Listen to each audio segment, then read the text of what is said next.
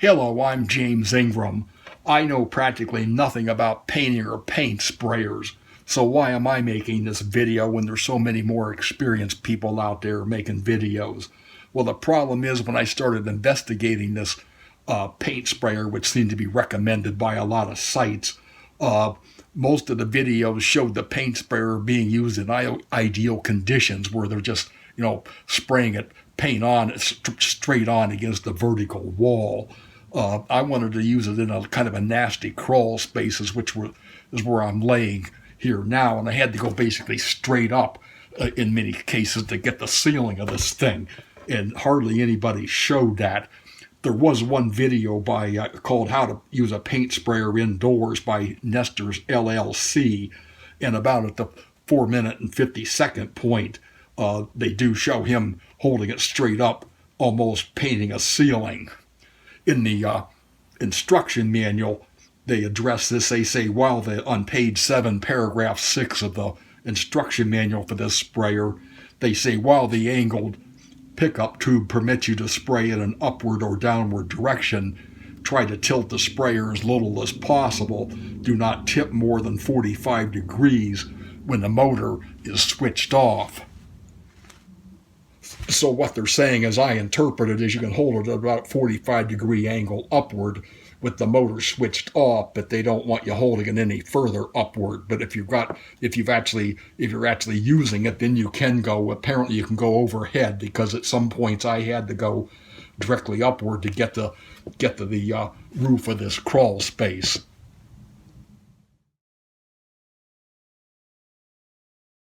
There's a tube inside this unit. I'm going to take the container off. There's a tube inside this unit. You position it like this if you're going upward, and then you can turn it around like this and position if you're going downward. But apparently this paint intake tube, sucks the paint up through here. So even if you're not ideally positioned with respect to the bottom of the container, you've got a certain supply in the tube that it'll suck it out of the tube regardless of how you're holding the sprayer.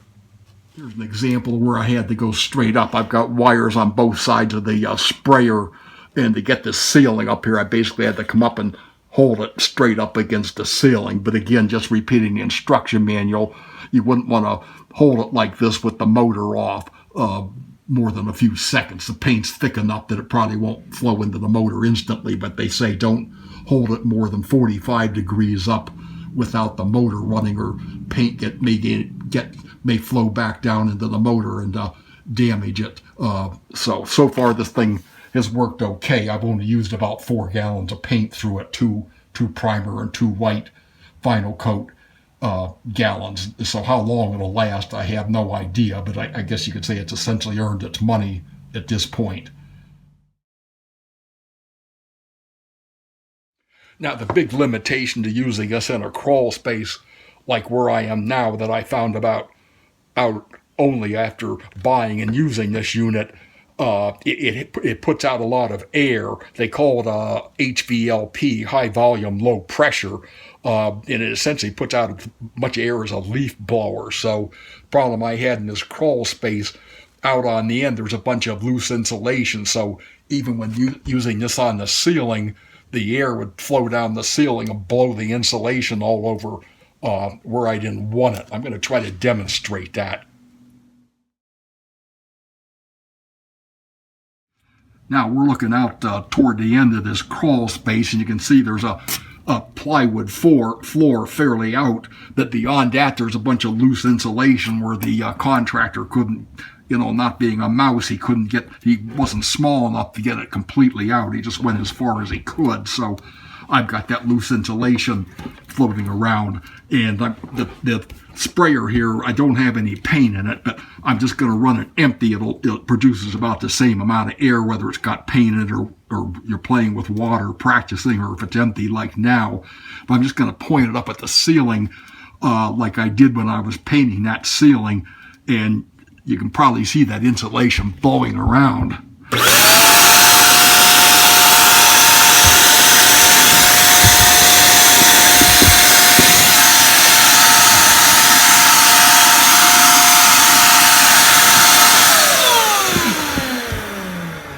as soon as I get out near that end where that insulation is, it just starts blowing around uncontrollably.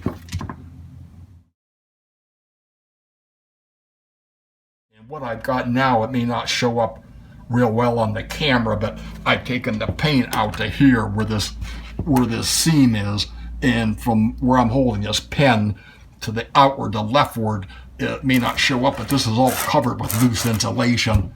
I've gone this far with the paint sprayer, and I figure what I'm going to have to do is sweep all this loose insulation off that's laying here as best as I can, and then finish this with a roller, because the paint sprayer just puts out too much air to paint this with the air sprayer without blowing the insulation all over. Basically, I'll show you the rest of this crawl space as well as I can. It's not real photogenic, but there's kind of what it looks like. It's about 19 foot square. Trying to paint this thing probably just an indication I have OCD, obsessive compulsive disorder, but I figured it'd make it a little bit brighter to have it white rather than natural wood colored. Here's this sprayer again. It's the HomeRight Super Finish Max sprayer, and it sells for about $97 on Amazon or at Home Depot or Lowe's.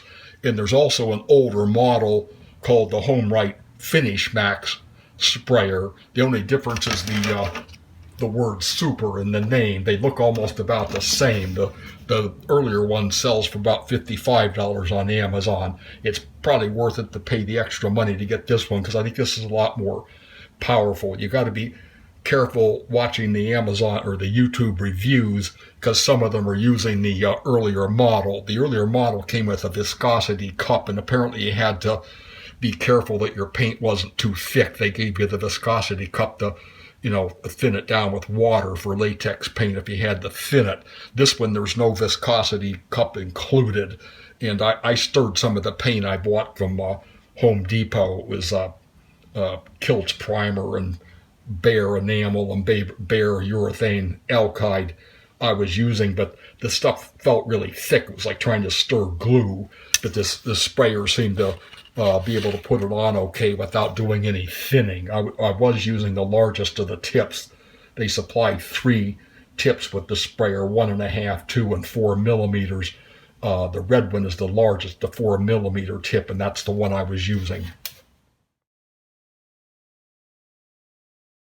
Note also there's AIRLESS sprayers, like Graco, I guess is probably the most famous name. For around $150 or $200, you can buy a Graco AIRLESS sprayer, and that might work better up in a situation like this where you have loose insulation, because the Graco AIRLESS sprayer or a similar brand AIRLESS sprayer wouldn't probably blow this around as much. But rather than buying another expensive piece of equipment that I may never use again, I figure it's easier just to finish this remaining part off with a roller. Well, we're up here again in this crawl space. It's about a week later from when I made the first videos. We made some progress. I want to make a couple more comments about this sprayer.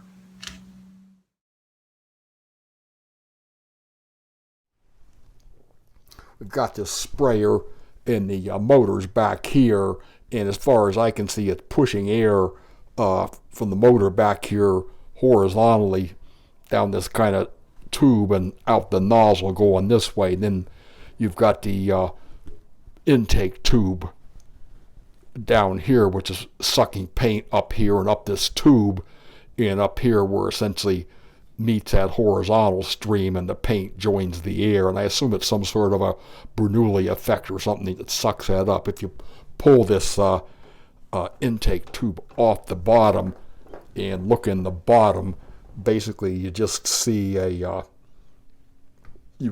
hole here running straight up, and it meets this hole here. So again, that's probably why they tell you not to tip the thing any more than you have to, and not to hold it at angles steeper than 45 degrees without the motor running, because if the paint's being pulled up through here and the motor's not running, it seems like it could flow backward into the motor.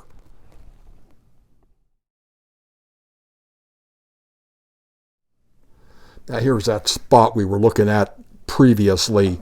From the pen, where the pen's laying here, into where I'm sitting, I was able to do that part with the roller, with the sprayer, and then from the pen outward back to where you see that loose insulation, I used a roller because the sprayer just produced too much air and it blew all that insulation all over. And since I made the previous chunk of video, I swept all that loose insulation off of the boards and then put down a coat of this gray primer and a coat of this bare urethane alkyd semi-gloss enamel. This stuff's supposed to, it's latex enamel, but it's supposed to, when it dries, be almost as hard as an oil-based enamel.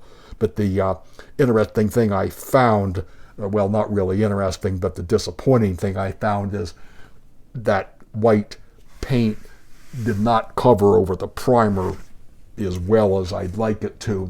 It's white. It probably looks fine in the camera. It's white, but it's actually not. It's got an almost grayish tint to it. So I'm afraid I'm going to have to crawl around here and put another coat of the white stuff over top. At age 71, I figure I'm too old and too fat to be crawling around this crawl space, but better to do it now than when I've got stuff up here. Interestingly, now this has a third coat on it. I used a sprayer from the pen over to do a coat of this and a coat of that. And when I was doing the roller out there, it wasn't much trouble to put essentially a second coat of the white over top of here. So this has two coats of white over the primer, the first one from the sprayer and the second coat from the roller. But it seemed like the sprayer did a better job of putting a thicker coat of paint down on top of this wood than the roller did. And I don't know enough about painting to explain why. I'll show a picture here I took previously from when it just had the single coat of white over the gray primer from the sprayer. And it, like I say, the sprayer did a better job of covering over the gray primer with the same paint than the roller did, for whatever reason, it seems, in my particular situation.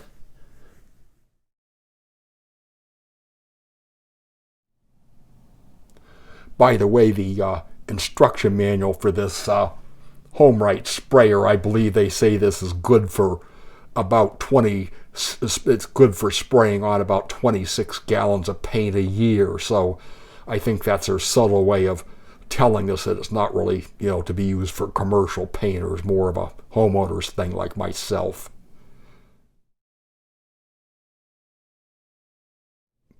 Here's kind of what we got up at this point in time in this attic crawl space. It's actually over top of a garage. There's kind of the center where the light is. The peak of the roof is up here, and then this is just the other side over here, and the stairs coming up from the garage below. Certainly not a professional paint job, but I'm perfectly happy with it. It looks, to me, in my opinion, it's much more brighter and cleaner looking than the bare wood, which is what we started out with.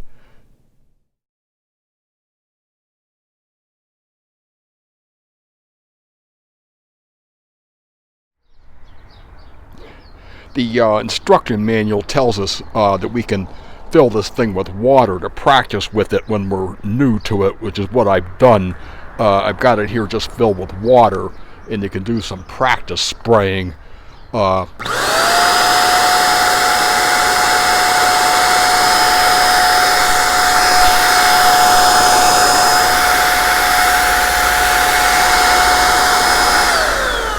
And it puts out actually a heavier stream with water, I believe, than it does paint, because the paint is much more viscous. That is to say, that's much thicker.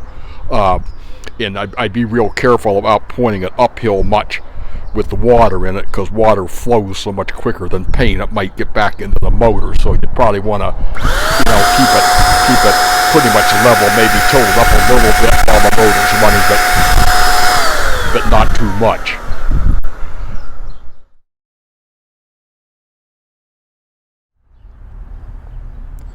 The other question I had was, let's say I've been painting for a couple hours and now I'm starving and I got to go to the bathroom. How long can I let this thing sit when it's full of paint?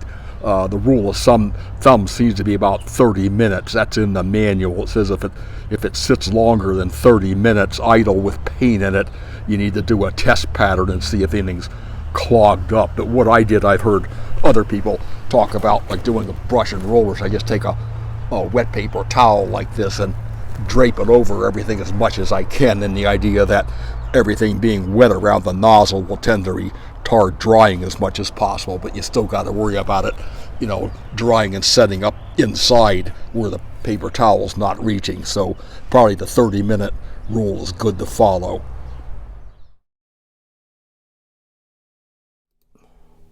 For cleaning, I'd send you back to that same Nestrs LLC video that I linked to down below. This video I made is just intended to show a few things that I don't think they covered as much as I did. And there's also a link to the instruction manual down below in the text description. Thanks for watching.